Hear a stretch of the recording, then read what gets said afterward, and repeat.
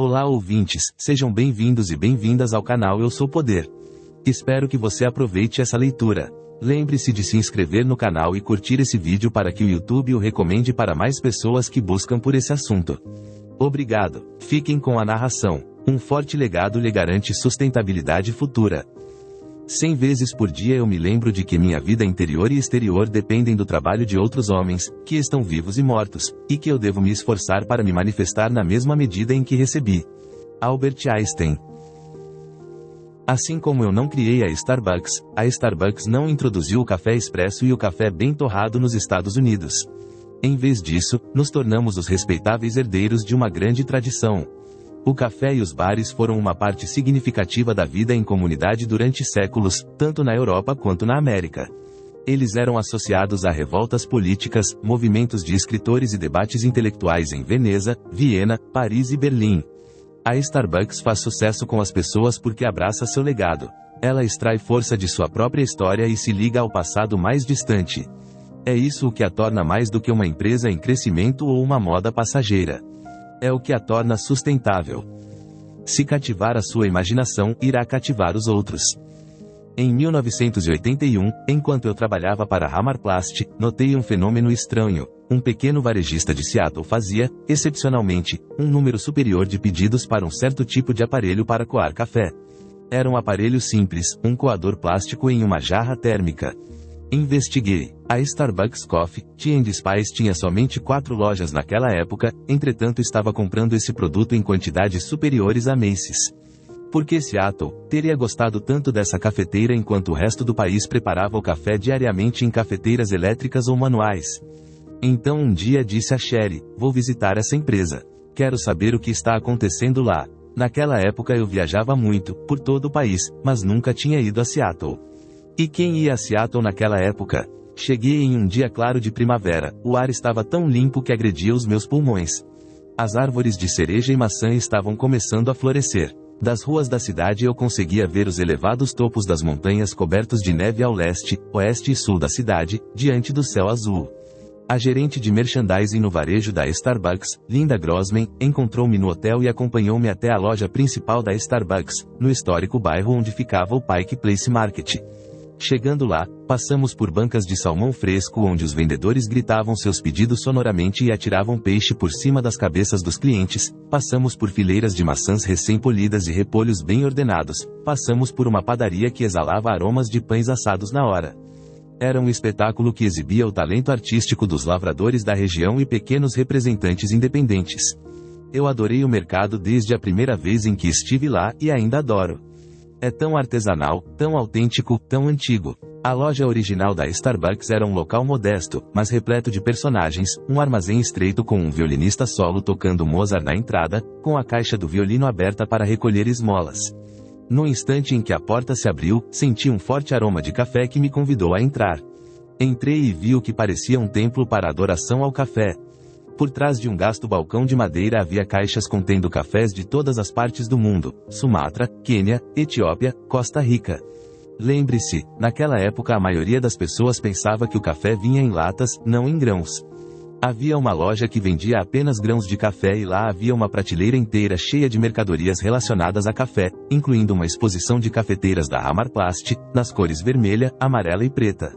Depois de me apresentar para o cara que ficava atrás do balcão, Linda começou a falar sobre o motivo pelo qual os consumidores gostavam dos conjuntos de coador e jarra térmica. Parte do prazer é o ritual, explicou ela. A Starbucks aconselha que se prepare o café manualmente, porque a cafeteira elétrica faz com que o café se acumule e queime. Enquanto conversávamos, o balconista apanhou alguns grãos de café Sumatra, moeu, colocou os grãos triturados no filtro em um coador, e despejou água quente sobre eles. Embora a tarefa tenha levado somente alguns minutos, ele a realizou com reverência, como um artesão. Quando me deu uma xícara de porcelana cheia de café recém-coado, o vapor e o aroma pareciam me envolver por completo.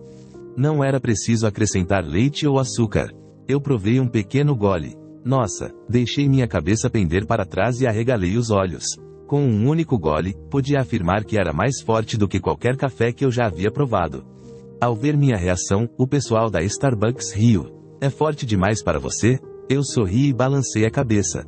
Depois dei outro gole. Dessa vez consegui sentir melhor o sabor enquanto o café escorregava a boca adentro. No terceiro gole estava ganho.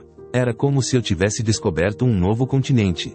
Comparativamente, percebi que o café que eu bebi a vida toda era refúgio.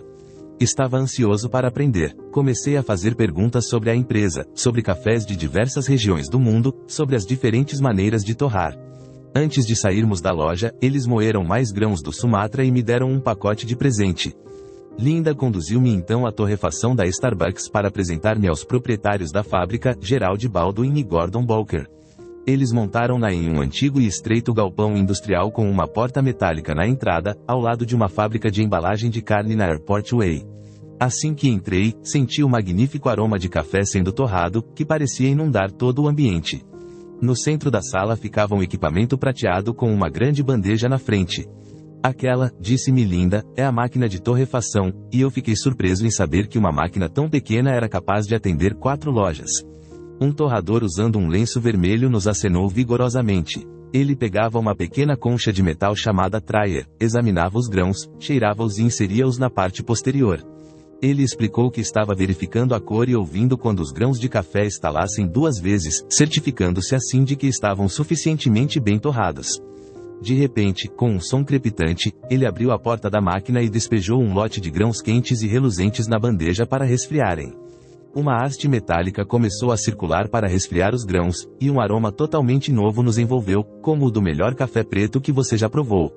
Era tão intenso que me deixava tonto. Nós fomos para cima e passamos por algumas mesas até chegarmos aos escritórios na parte de trás, cada um com uma janela alta de vidro grosso. Embora Jerry Baldwin, o presidente, estivesse usando uma gravata sob o suéter, a atmosfera era informal. Jerry, um homem de boa aparência e cabelos escuros, sorriu para mim e apertou minha mão. Eu gostei dele desde o primeiro encontro, achei-o modesto e autêntico, com um senso de humor perspicaz. Era evidente que café era sua paixão.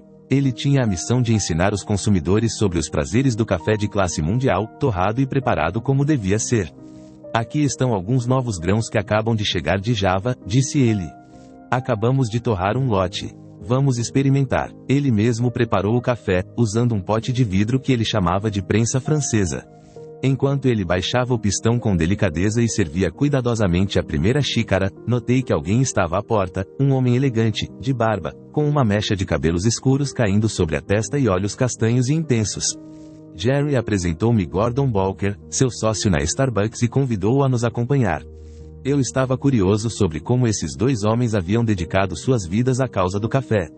A Starbucks havia sido fundada há 10 anos e eles pareciam trintenários. Tinham um entrosamento típico de camaradagem, proveniente dos dias em que dividiram o mesmo quarto na Universidade de São Francisco, no início dos anos 60. Mas eles pareciam muito diferentes. Jerry era reservado e formal, enquanto Gordon era original e habilidoso, diferente de qualquer um que eu já encontrei. Enquanto conversavam, pude ver que ambos eram muito inteligentes, viajados e totalmente apaixonados pela qualidade do café. Jerry administrava a Starbucks, enquanto Gordon dividia seu tempo entre a Starbucks, sua empresa de propaganda, um jornal semanal que havia fundado e os planos de abrir uma microcervejaria, chamada The Red Hook Alley Brewery. Eu tive de perguntar o que era uma microcervejaria. Claro que Gordon estava bem à nossa frente, cheio de insights excêntricos e ideias brilhantes. Eu fiquei encantado. Ali estava toda uma nova cultura diante dos meus olhos, com conhecimento para adquirir e lugares para explorar. Naquela tarde eu liguei para a Sherry do hotel. Estou no paraíso, disse eu. Sei onde quero morar, em Seattle, Washington.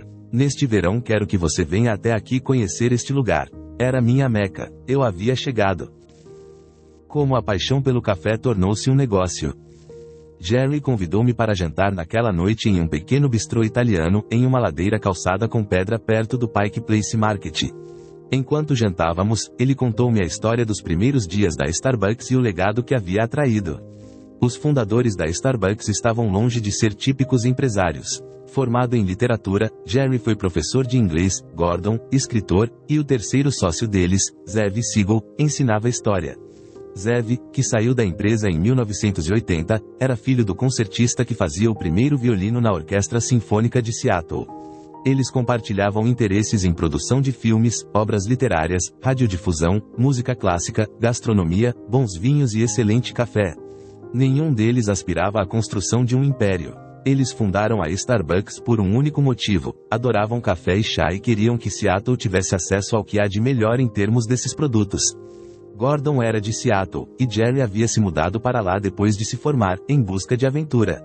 Jerry era de Bay Area, e foi lá, na Pitt's Coffee and Tea em Berkeley, em 1966, que ele descobriu o romance do café. Tornou-se um caso para toda a vida. O avô espiritual da Starbucks foi Alfred Pitt, um holandês que apresentou os cafés torrados aos Estados Unidos.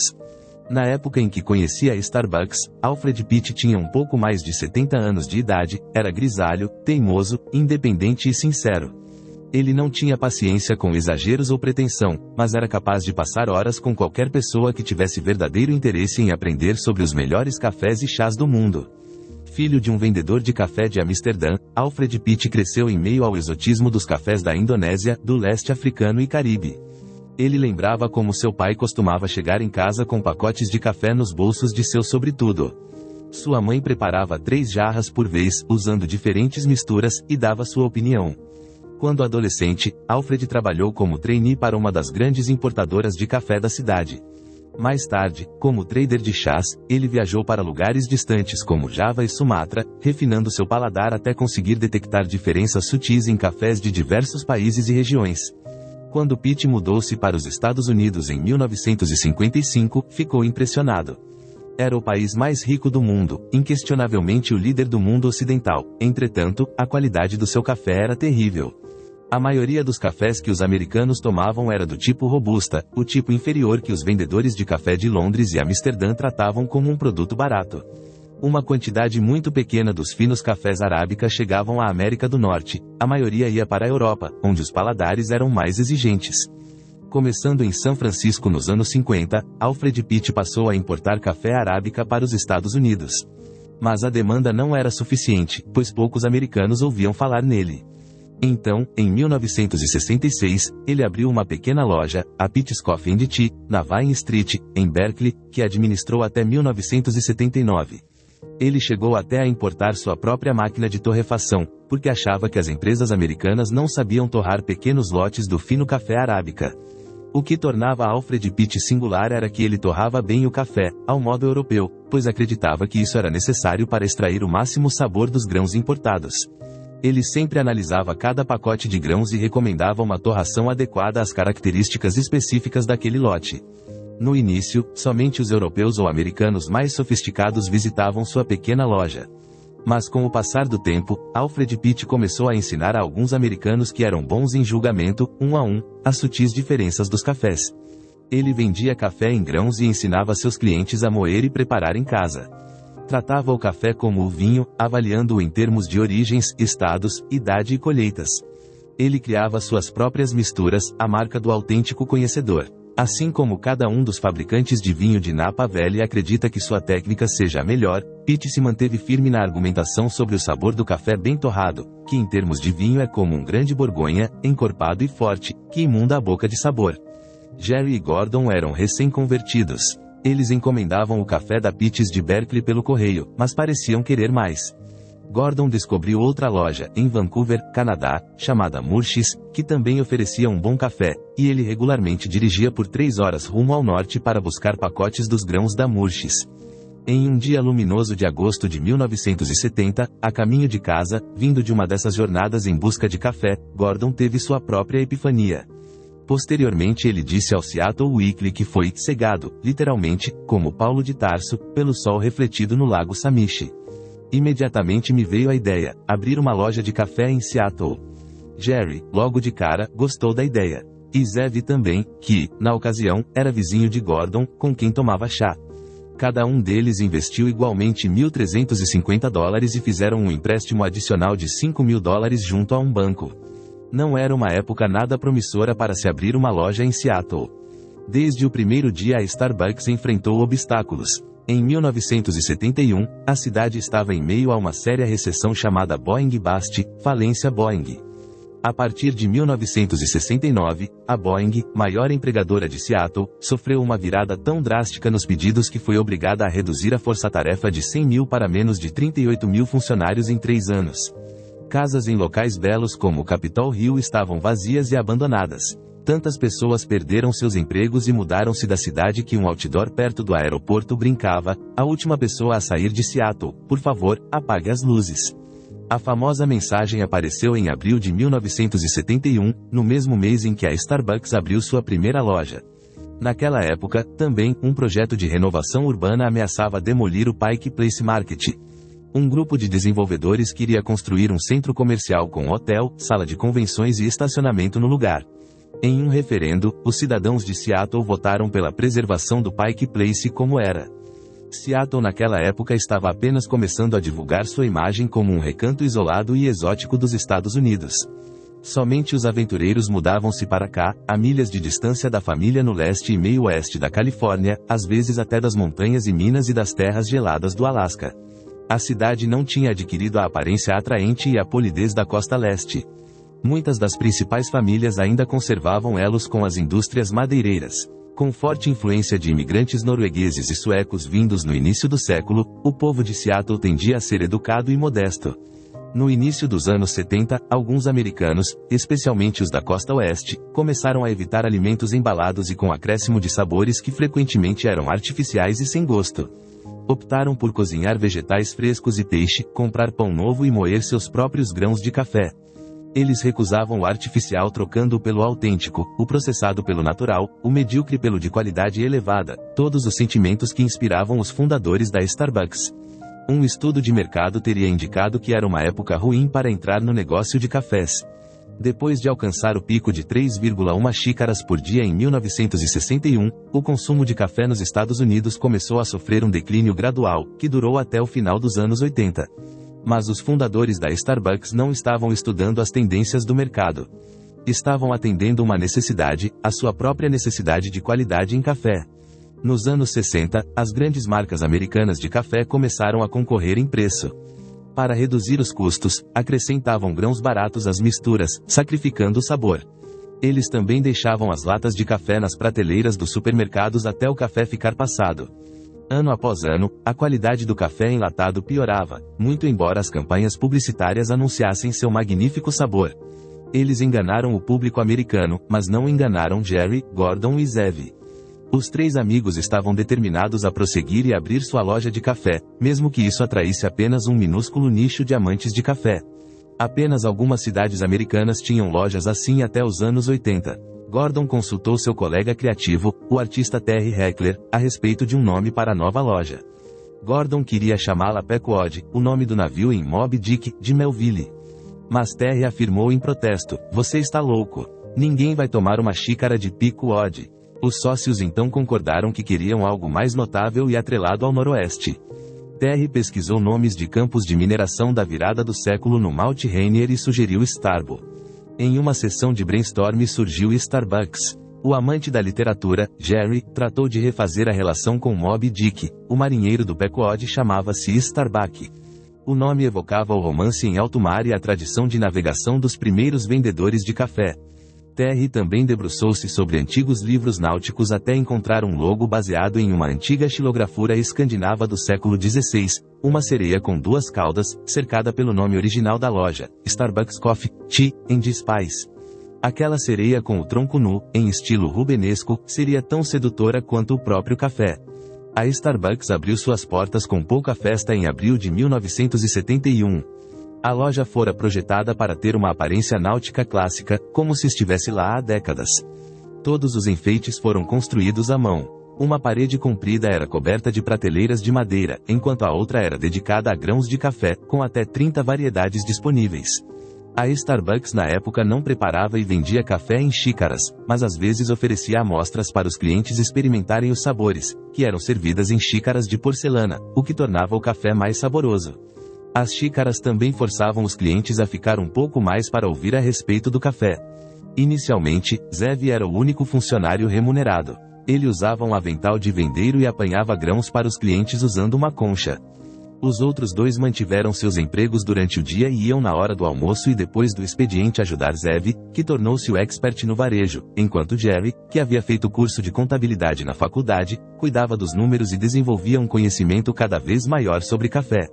Gordon, em outras palavras, era o homem da mágica, do mistério e do romance. Devia ser óbvio para ele desde o início que uma visita a Starbucks poderia ser uma escapada para um mundo distante. Desde o dia da abertura, as vendas superaram as expectativas. Uma coluna altamente cotada do Seattle Times levou um número surpreendente de clientes a casa no sábado seguinte. A reputação da loja aumentou principalmente com a propaganda boca a boca. Naqueles meses, cada um dos fundadores viajou para Berkeley para aprender com o mestre, Alfred Pitt, a torrar café. Eles trabalharam em sua loja e observaram a interação com os clientes. Ele não se cansava de enfatizar a importância do aprofundamento no conhecimento sobre cafés e chás. No início, a Starbucks encomendava o café na Pitt's. Mas em um ano, os sócios compraram uma torrefadora usada da Holanda e instalaram-na em um edifício que estava quase desmoronando e ficava perto do terminal Fisherman's. Montaram-na com o auxílio apenas de um manual escrito em alemão. No final de 1972, eles abriram a segunda loja, perto do campus da Universidade de Washington. Gradualmente, formaram uma clientela leal, compartilhando com seus clientes o que haviam aprendido sobre cafés de boa qualidade. Seattle começou a assumir a sofisticação do café da Bay Area. Para os fundadores da Starbucks, qualidade era o carro-chefe. Jerry, especialmente, imprimiu suas fortes opiniões e seu compromisso em busca da excelência na jovem empresa.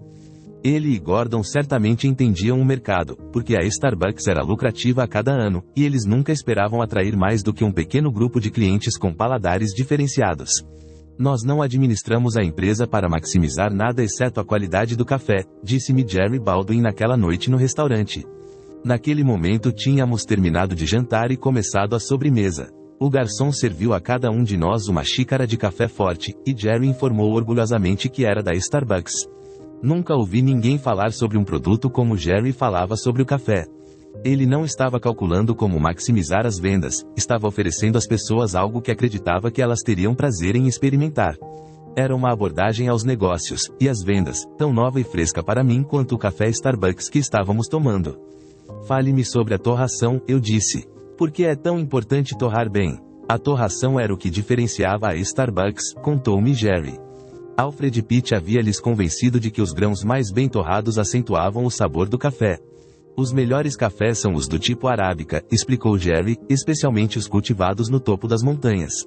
Os cafés baratos do tipo robusta usados em misturas em supermercados não podem ser bem torrados porque ficariam simplesmente queimados. Mas o melhor arábica é capaz de suportar temperaturas elevadas e, quanto mais escuros ficarem os grãos durante a torração, mais acentuado será o seu sabor. As empresas de alimentos embalados preferem uma torração mais suave porque isso proporciona uma produção maior. Quanto mais o café é torrado, mais perde peso. Os grandes torradores sofrem com uma redução de 10% a 50% devido ao encolhimento dos grãos. Quanto mais suave for a torração, mais dinheiro economizam. Mas a Starbucks se preocupa mais com o sabor do que com a produção. Desde o início, a Starbucks preferiu exclusivamente a torração mais forte. Jerry e Gordon aproveitaram o estilo de torrar de Alfred Pitt e inventaram uma versão bastante semelhante, que chamaram de Full City Roast, hoje chamada de torração Starbucks. Jerry pegou uma garrafa de cerveja, uma Guinness. Comparar a Full City Roast do café com café enlatado vendido nos supermercados, explicou, é como comparar uma cerveja Guinness a uma Budweiser. A maioria dos americanos bebe cervejas leves como a Budweiser. Mas quando você aprende a gostar de cervejas escuras, saborosas como a Guinness, não dá para voltar para Bud. Embora Jerry não colocasse em pauta planos de marketing e estratégias de vendas, eu comecei a perceber que ele tinha uma filosofia empresarial como eu nunca havia encontrado antes. Primeiro, toda empresa precisa defender algo. A Starbucks defendia não só o bom café, mas especificamente o sabor dos grãos bem torrados pelos quais os fundadores eram apaixonados. Foi isso o que a diferenciou e garantiu-lhe a autenticidade. Segundo, não se dá aos clientes simplesmente o que eles pedem. Se você oferecer algo a que eles não estejam acostumados, algo tão superior que leve um tempo até que seus paladares se aperfeiçoem, poderá criar um senso de descoberta, prazer e lealdade que os deixará amarrados em você. Pode demorar mais, mas se você tiver um produto excelente, poderá ensinar seus clientes a gostarem dele em vez de prostrar-se diante do apelo do mercado. Os fundadores da Starbucks entenderam uma verdade fundamental sobre vendas. Para significar algo para seus clientes, você deve lançar mão de inteligência e sofisticação e informar aqueles que desejam aprender. Se agir assim, o que parece um nicho de mercado pode atrair um número bem maior de pessoas do que você imagina. Eu não fui esperto o suficiente para entender tudo isso naquele dia em que conheci a Starbucks. Levei anos para aprender essas lições. Embora a Starbucks tenha crescido muito desde aqueles dias, a qualidade do produto ainda acompanha a sua missão. Mas vez ou outra, quando as decisões executivas ficam difíceis, e o raciocínio burocrático corporativo começa a prevalecer, eu visito aquela primeira loja localizada no Pike Place Market. Deslizo a mão sobre os antigos balcões de madeira. Encho a mão de grãos bem torrados e deixo-os escorregarem pelos meus dedos, deixando uma fina camada de óleo de aroma agradável. Insisto em lembrar a mim mesmo e aos outros à minha volta que temos responsabilidade diante daqueles que vieram antes. Podemos inovar, podemos reinventar quase todos os aspectos do negócio, exceto um: a Starbucks sempre venderá os grãos de café torrados de maior qualidade. Esse é o nosso legado. No dia seguinte, durante a viagem de 5 horas de avião de volta a Nova York, eu não conseguia parar de pensar na Starbucks. Era como uma joia brilhante. Tomei um gole do café aguado servido no avião e coloquei de lado. Apanhei minha valise e retirei um pacote de grãos Sumatra, abri e cheirei. Recostei-me e minha mente começou a vagar. Eu acredito em destino. Em Yiddish chamam isso de bashert. Naquele momento, voando a 35 mil pés de altura, eu podia sentir o vigor da Starbucks. Havia algo mágico naquilo, uma paixão e autenticidade que eu jamais havia experimentado nos negócios. Talvez, apenas talvez, eu pudesse fazer parte daquela mágica. Talvez eu pudesse ajudá-la a crescer. Como seria criar uma empresa, como Jerry e Gordon estavam fazendo? Como seria ser proprietário, não apenas receber um salário? O que eu poderia trazer à Starbucks que pudesse torná-la ainda melhor? As oportunidades pareciam tão amplas quanto o terreno que sobrevoávamos naquele instante. Quando o avião aterrissou no aeroporto JFK, tinha no fundo do coração uma certeza. Entrei em um táxi e fui para casa ao encontro de Sherry. Foi assim que eu conheci a Starbucks, e desde então nenhum de nós foi o mesmo.